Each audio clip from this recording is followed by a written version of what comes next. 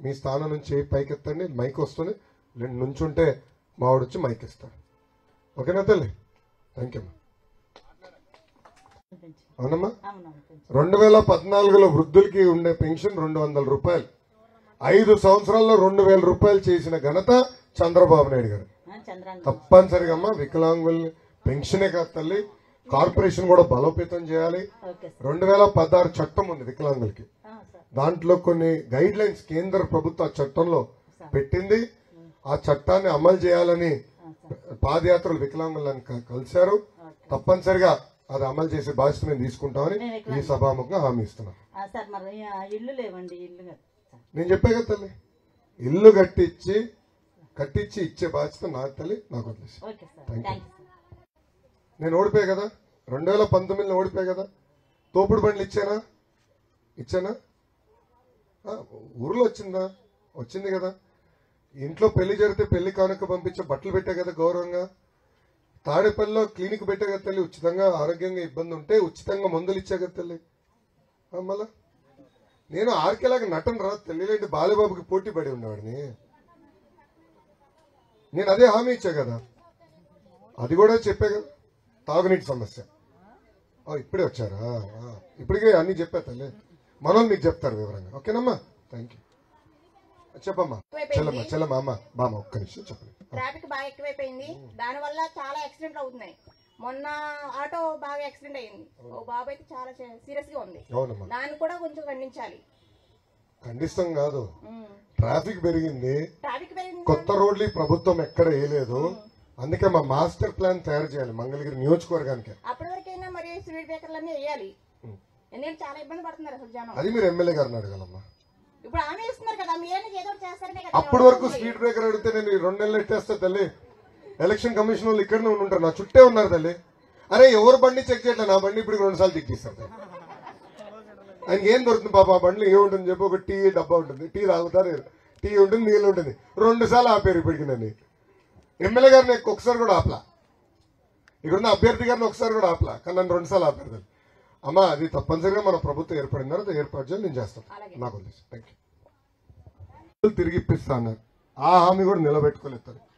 Already అమ్మా సంఘం నుంచి మన వాళ్ళు పెద్దలు వచ్చి నన్ను కలిశారు. వాళ్ళు చెప్పారు తల్లి, దాదాపు 3,000 కోట్ల రూపాయలు ఇంకా మీకు రావాల్సిన అవసరం ఉంది. దానిపైన ఆల్రెడీ మేము చర్చిస్తున్నాం. తొందరలోనే తెలుగుదేశం జనసేన పార్టీ చర్చించి మా వైఖరి స్పష్టంగా వెల్లడిస్తాం. థ్యాంక్ యూ అమ్మా. చెప్పమ్మా. ఇంటింటికి ఇస్తున్నారు, వృద్ధులకు ఇచ్చే పింఛను వాలంటీర్ ద్వారా ఇంటింటికి ఇస్తున్నారు. తెలుగుదేశం పార్టీ గెలిస్తే పింఛన్ ఇచ్చేది ఉండదు అనే మాట ప్రచారం జరుగుతుంది. ఇంటింటికే కాదు, అసలు పింఛన్ కూడా ఎవరని చెప్పుకున్నారు, ప్రచారం చేస్తున్నారు వైసీపీ పార్టీ వాళ్ళు. అంటే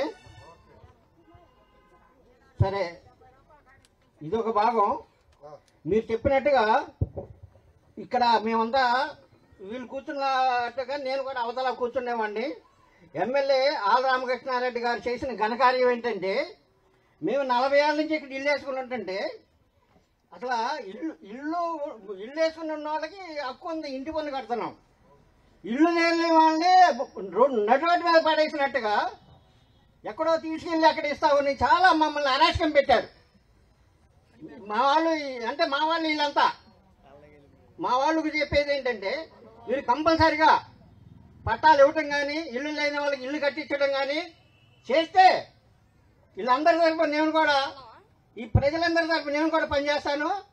మళ్ళీ 5 సార్లు కాదు, ఇంకా 10 సంవత్సరాలు నేను బతికున్నంత వరకు ప్రజల తరఫున పనిచేస్తానని నేను హామీ ఇస్తున్నాను. వృద్ధులకి పెన్షన్ తీసుకొచ్చిన వ్యక్తి ఎవరో తెలుసా?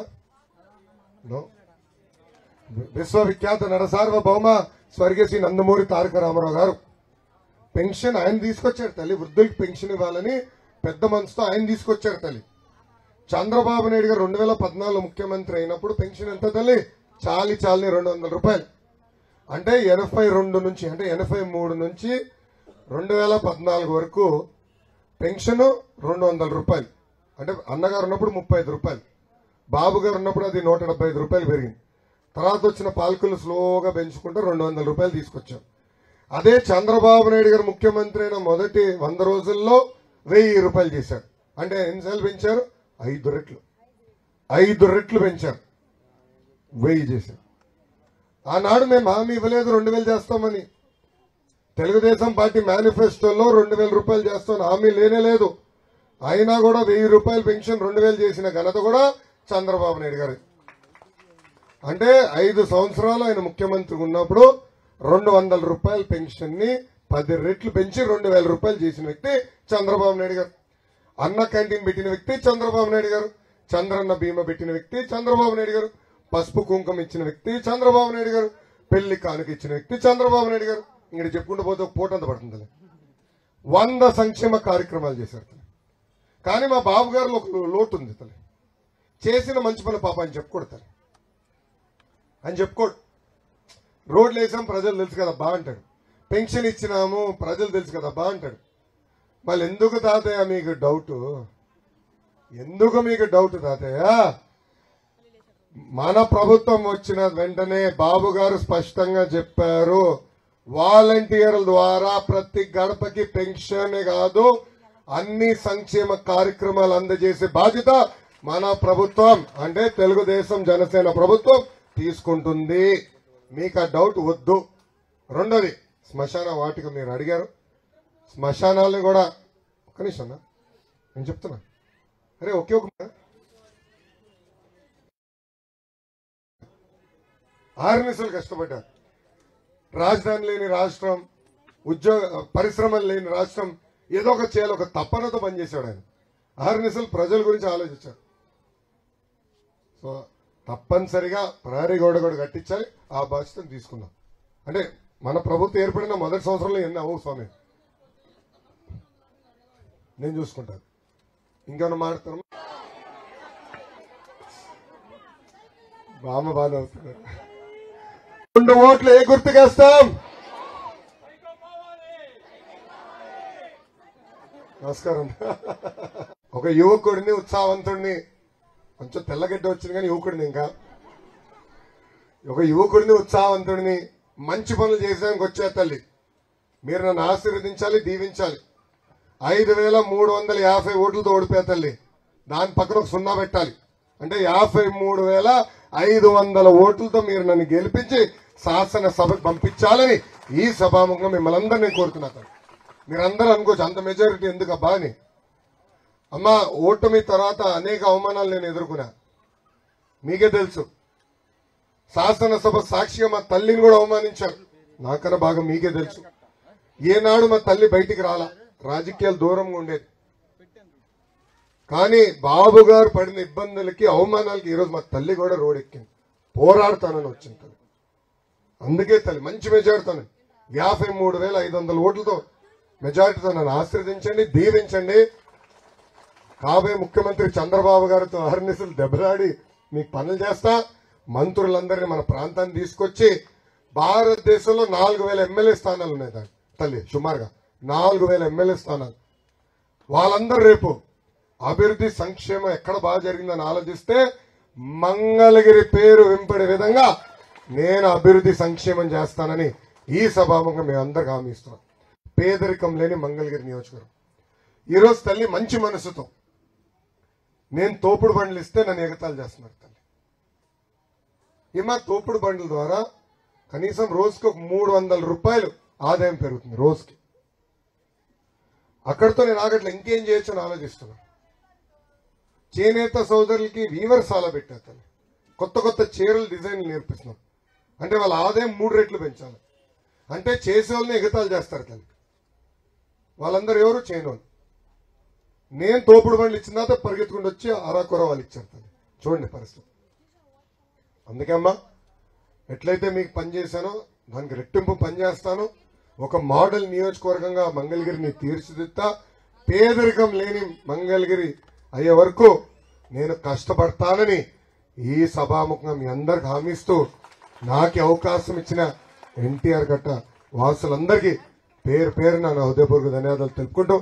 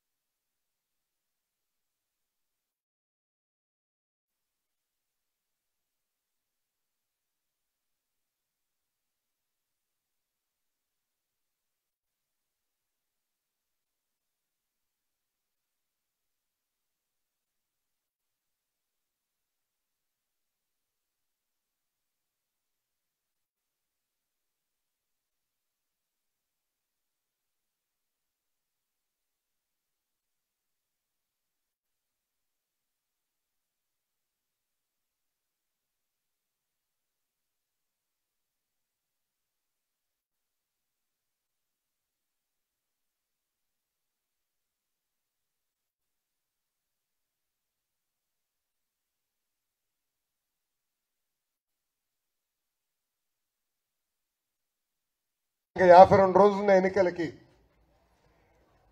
తెలుగుదేశం పార్టీ నాయకులందరూ కష్టమైన గిల్లు కట్టిస్తాను ఇప్పుడు వచ్చారు తల్లి.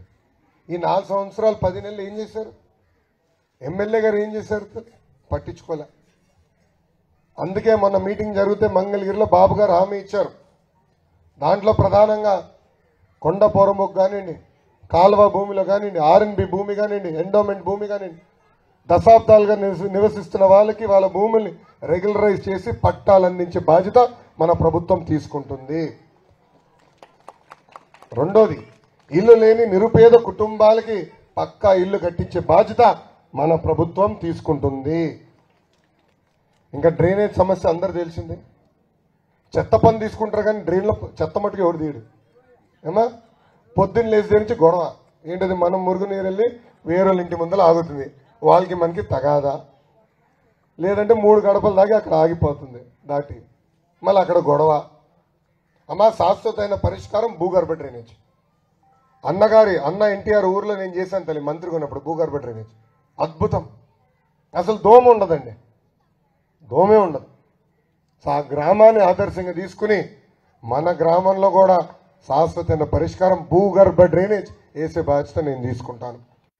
మేము అసలు ఇది వైసీపీ గడ్డ అనుకోండి సార్. మీరు ఇక్కడ ఆల్మోస్ట్ 2200 ఓటింగ్ అంటేనే ఆల్మోస్ట్ హాఫ్ పైన ఎక్కువ వాళ్ళు, బట్ మనం అలా రీచ్ అవుతున్నాం.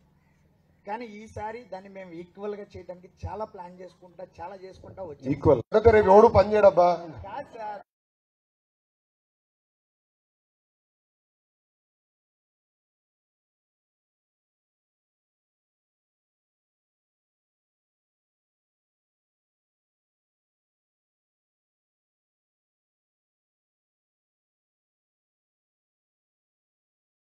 రేపు 2 నెలల్లో మన ప్రభుత్వం వస్తుంది. మనందరం కూర్చుని నిర్ణయం తీసుకుందాం. పంచాయతీగా ఉండాలంటే పంచాయతీగా ఉందాం, లేదు మెరుగైన సదుపాయాలు వస్తే కార్పొరేషన్కి వెళ్తే బాగుంటుందంటే అందరం కూర్చుని ఆలోచించుకుని తీసుకుందాం, ఒక నిర్ణయానికి వద్దాం. బట్ నేను చెప్పేది ఏంటంటే వసతులు కల్పించాలి. తాగునీరు, డ్రైనేజ్, రోడ్, ప్రధానంగా ఈ 3 ప్రతి గడపకి రావాలి. అది చేసే బాధ్యత నేను తీసుకుంటా. పెండింగ్లో ఉన్న సీసీ రోడ్లన్నీ యుద్ధ ప్రాతిపదికంగా పూర్తి చేసే బాధ్యత మన ప్రభుత్వం తీసుకుంటుంది. Thank you. మాకు ఊరిలో కనీసం 10-12 కుటుంబాలకి సమస్య ఉంది కనీసం. ఏమా గతంలో ఎలా ఉండేది, ప్రభుత్వమే డైరెక్ట్గా కాలేజీలో ఫీజు కట్టేది. మీ బాధ్యత పిల్లల్ని కాలేజ్ పంపిస్తాం, బాగా చదివించుకుంటాం, మీకు ఎలాంటి ఇబ్బంది ఉండదు కదా. అలాంటిది ఈ ముఖ్యమంత్రి గారు ప్రమాణ స్వీకారం చేసిన తర్వాత విధి విధానాలు మార్చేసి ఈరోజు చాలా ఇబ్బంది పడుతున్నారు. నువ్వే కాదమ్మా, చాలామంది ఇలాంటి చాలామంది విద్యార్థులు ఈరోజు సర్టిఫికేట్ రాక ఇబ్బంది పడుతున్నారు. మా అంచనా ప్రకారం 6 లక్షల మంది విద్యార్థులకి ఈరోజు మార్కులు ఇస్తాలా. హాల్ టికెట్ కావాలంటే డబ్బులు కట్టాలి. ఎందుకు ఈ గోల? ఆ డబ్బులు ఏదో డైరెక్ట్గా వాళ్ళకి వేయచ్చు కదా. అందుకే పాత స్కూల్ ఫీ విధానం తీసుకొచ్చే బాధ్యత మన ప్రభుత్వం తీసుకుంటుంది. అది నంబర్ 1. రెండోది, పెండింగ్ ఉన్నాయి కొంతమంది సర్టిఫికేట్ రాక ఉన్నాయి 6 లక్షల మంది. అది కాలేజ్ యజమాని పిలిచి ప్రభుత్వమే వన్ టైం సెటిల్మెంట్ చేసి డబ్బులు కట్టేసి సర్టిఫికేట్లు విడుదల చేసే బాధ్యత మేము తీసుకుంటాం. ఓకేమ్మా, థ్యాంక్ యూ. బాగుంది. అసలు జనాభా ఎక్కువ, దానికి 2 అడుగుల లోతు తీయగానే వాటర్ వచ్చేస్తుంది. అసలు శుభ్రంగా లేదు. దాని గురించి కొంచెం ఏదైనా పరిష్కారం కావాలి. ప్లేస్ కూడా సరిలేదు. ఎప్పటి నుంచో చెప్తున్నాం కానీ అసలు పట్టించుకున్న వాళ్ళు కూడా లేరు. మన గవర్నమెంట్లో ఉన్నప్పుడు కూడా మేము ట్రై చేసాం, అది లోకేష్ లేడు కదా ఇక్కడ, లేకపోతే అదేలే చాలా ప్రాబ్లంగా ఉంది మాకు. 2 అడుగులు తీయగానే వాటర్ వచ్చేస్తుంది. మనం బాడీ పెట్టడానికి కూడా ఇబ్బంది. గతంలో నిధులు కానీ వైకాపాలు అడ్డుపడే చేయనీ లేదు. నేను ఒకసారి వివరాలు కనుక్కుంటాను, లేదా ఆల్టర్నేటివ్ లొకేషన్ ఉంటే ఏం చేయాలనేది అవసరమైతే ప్రభుత్వమే భూమి కొనుగోలు చేసి శ్మశానం ఏర్పాటు చేసే విధానం తీసుకున్నాం. నగర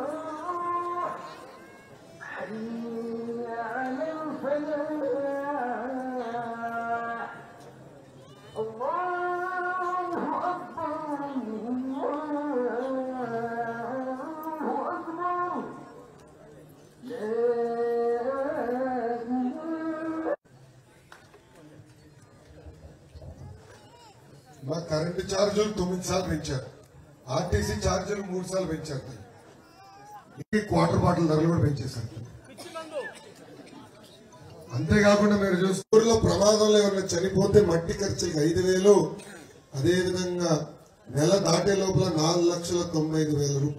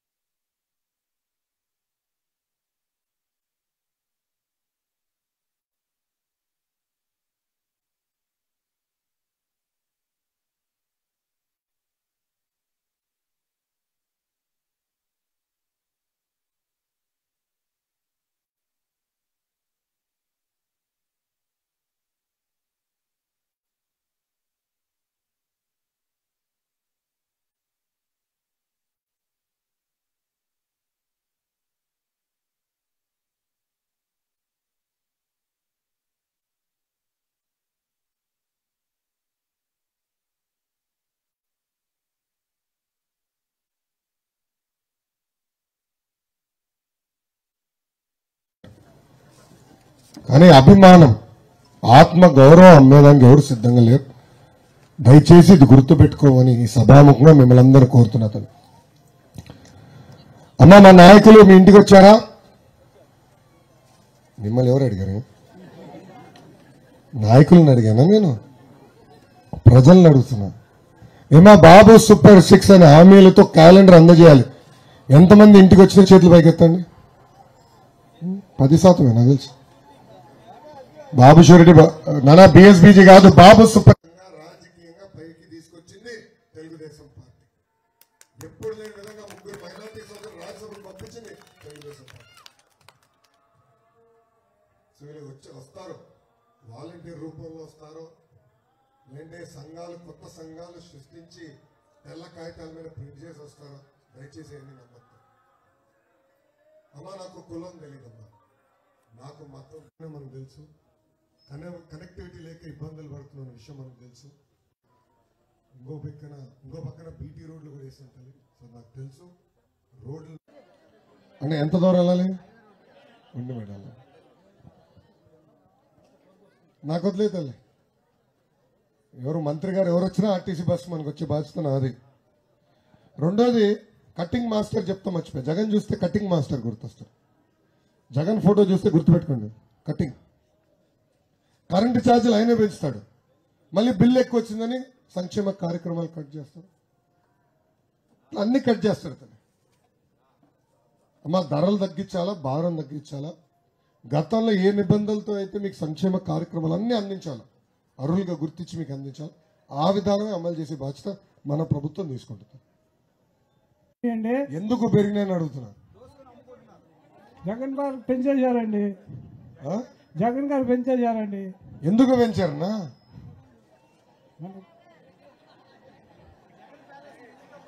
గతంలో ఇసుక ఎంత దొరికేది? 1200కి వచ్చేసారు ఈ ఊరు. 1200. ఇప్పుడు ఎంత ఇసుక? 3500 సార్. 3500. ఓకే. సో దాదాపు 2200 పెంచారు. 2300. ఆ 2300 ఎక్కడికి వెళ్తున్నట్టు? జగన్ అన్న జోబులోకి వెళ్తుంది తల్లి. జగన్ గారి జోబులోకి వెళ్తుంది తల్లి. ఇసుకలో రోజు ఎంత సంపాదిస్తాడు తెలుసా? 3 కోట్ల రూపాయలు.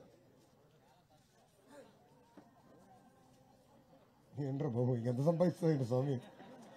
రోజు 3 కోట్లు తల్లి. ఇసుకలో 3 కోట్లు సంపాదిస్తున్నాడు. ఏమా ఇసుక ఏం తగ్గలేదు కదా, నది మనకి దూరం అవ్వలేదు కదా, రీచ్లు దూరం అవ్వలేదు కదా, అదే రీచ్లు అంతా అదే. కానీ ఇసుక ధర పెరిగింది. అన్నా ఓపిక బట్టి 2 నెలల్లో మన ప్రభుత్వం వస్తుంది, ఇసుక ధరలు తగ్గించే బాధ్యత మేము తీసుకుంటాం. ఆ డౌట్ వద్దు, బాధ్యత తీసుకుంటాం.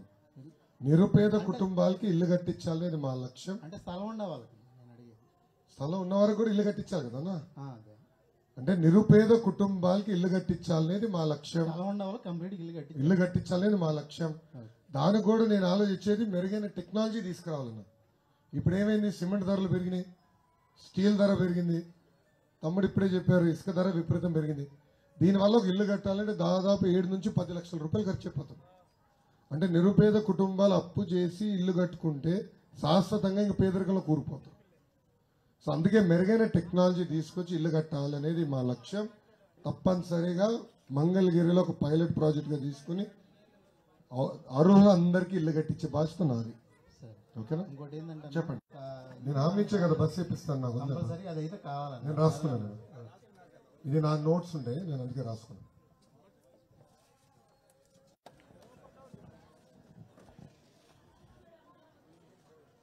ఏమా అమరావతి కావాలా వద్దా? అమ్మ 2014లో కట్టుబట్టలతో మెడబట్టి మనం బయటికి ఎంటేశారు. ఆనాడు విభజనకి మనం వ్యతిరేకించాం, అందరూ తెలిసిన విషయమే. దానికి కారణం ఒకటి, 62 సంవత్సరాలు అందరూ కష్టపడి హైదరాబాద్ని అభివృద్ధి చేసుకున్నాం. ఉద్యోగాలు ఉపాధి కావాలన్నా చదువుకోవాలన్నా హైదరాబాద్కి వెళ్ళేవారు. ఇప్పుడు మన పరిస్థితి ఏమవుతుందని భయపడ్డాం. విభజన అయిపోయింది. విభజన అయిన తర్వాత 5 కోట్ల ఆంధ్రులు ఒప్పించి ఆంధ్ర రాష్ట్రం నడిబొడ్డున రాజధాని ఉండాలని ఆనాడు అమరావతి ప్రకటించాం. శాసనసభ సాక్షిగా జగన్మోహన్ రెడ్డి గారు ఇప్పటికీ చిన్న రాష్ట్రం అయింది, ప్రాంతీయ విద్వేషాలు నేను రెచ్చగొట్టడానికి సిద్ధంగా లేను, అమరావతికి సంపూర్ణ మద్దతు పలుకుతున్నా అని చెప్పారు. కానీ అదే వ్యక్తి ముఖ్యమంత్రి అయిన మొదటి 100 రోజుల మాట తప్పాడు, మడమ తిప్పాడు, 3 ముక్కలు ఆటలాడటం మొదలుపెట్టాడు. అలానే కర్నూలులోకి ఇటుకేశాడా? లేదు తల్లి. అమరావతి సర్వనాశనం చేశాడు. విశాఖపట్నంలో ఒక పని చేశాడు తల్లి. 500 కోట్ల రూపాయలు ఖర్చు పెట్టి ఆయన కోసం ప్యాలెస్ కట్టుకున్నాడు. 500 కోట్ల రూపాయలు ఒక వ్యక్తి బతికేదానికి ప్యాలెస్. అదే 500 కోట్ల రూపాయలు మంగళగిరి నియోజకవర్గంలో ఖర్చు పెట్టి ఉంటే దాదాపు 70% మంది పేదవాళ్ళకి ఇల్లు కట్టేశారు. ఒక్క వ్యక్తి బతికేదాన్ని ఖర్చు పెట్టాడు. తమ్ముడు, తెలుగుదేశం పార్టీ నినాదం వెరీ క్లియర్, ఒకే రాష్ట్రం ఒకే రాజధాని, జై అమరావతి. పరిపాలన సౌలభ్యం కోసం రాజధాని ఒకే దిక్కడ ఉండాలి, కానీ అభివృద్ధి వికేంద్రీకరణ జరగాలి తల్లి. అందుకే ఆనాడు చంద్రబాబు నాయుడు గారు కియా మోటార్స్ అనంతపూర్ తీసుకెళ్లారు తల్లి. అనేక సంస్థలు కర్నూలు తీసుకెళ్లారు. సెల్ ఫోన్ టీవీ తయారు చేసే పరిశ్రమలు చిత్తూరు జిల్లాకి తీసుకున్నారు. మన ఆలోచన ఒకటే, రాజధాని ఒకే దగ్గర ఉండాలి, కానీ అభివృద్ధి వికేంద్రీకరణ జరగాలి. దానికి మేము కట్టుబడి ఉన్నాం. వాళ్ళకి ప్రమాదం జరిగేది ఇంతకుముందు వెల్ఫేర్ బోర్డు నుంచి ఏదో సహాయం అందేది. అసలు ఇప్పుడు వెల్ఫేర్ అంటే ఈ భవన నిర్మాణ కార్మికులకి ఏమి న్యాయం చేస్తారు? ఒకటన్నా ఇది బీమా ఎట్లయితే అందేదో ఆ విధానం మళ్ళీ అమలు చేసే బాధ్యత మేము తీసుకుంటాము. ఇది నేను చాలా స్పష్టంగా హామీ ఇస్తున్నా భవన నిర్మాణ కార్మికులకి. ఓకే అన్న, మన ప్రభుత్వం వచ్చినాక ఆపగలదా? 100% అలాగే ఒక్క విషయంలో చాలా స్పష్టంగా చెప్తున్నాను. అవసరమైతే ఆంధ్ర రాష్ట్ర ప్రభుత్వమే విశాఖ ఉక్కు కొనుగోలు చేసి నడిపిస్తుంది. ప్రైవేట్ వాళ్ళ చేతికి వెళ్లకుండా చేసే బాధ్యత మాది. ఓకే అన్న, మన మైనార్టీల తరఫున వచ్చినటువంటి సిఏఏ చట్టం వైఖరి ఏంటి అన్నా? నేను ఒకటి అడుగుతున్నా. సిఏ చట్టం పైన దుష్ప్రచారం చేస్తుంది ఈ ప్రభుత్వం, కానీ ఈ ప్రభుత్వ నాయకులే రాజ్యసభ సాక్షిగా దానికి ఆమోదం తెలిపారు, ఓటేశారు. 9 మంది రాజ్యసభ సభ్యులుంటే వాళ్ళందరూ కలిసికట్టుగా గుంపుగా ఓటేశారు. విజయసాయి రెడ్డి గారు మాట్లాడారు. ఆనాడు లేని ఆలోచనలు ఇప్పుడు ఎందుకు వచ్చినాయి? నంబర్ 1. నంబర్ 2, నేను చాలా స్పష్టంగా చెప్తున్నాను, ఇప్పుడు జరుగుతున్న దుష్ప్రచారం నమ్మద్దండి. వాళ్ళు ఇప్పుడు కావాలని దుష్ప్రచారం చేసి ఏదో మైనార్టీ సోదరుల్ని దేశం మొదలు వెళ్ళిపోవాలి అని చెప్తున్నారు. తల్లి ఎవరు కోరుకుంటారు? తల్లి ఏ పార్టీ అది కోరుకుంటుంది? తల్లి ప్రసక్తే లేదు. ఆంధ్ర రాష్ట్రంలో ప్రతి మైనార్టీ సోదరుని మా గుండెల్లో పెట్టుకుని కాపాడే బాధ్యత తెలుగుదేశం జనసేన ప్రభుత్వం తీసుకుంటుంది. సో మీకు ఆ డౌట్ అవసరం లేదు. ఇంకా అడుగుతారా? నా మైకేనా వెళ్ళిపోయింది.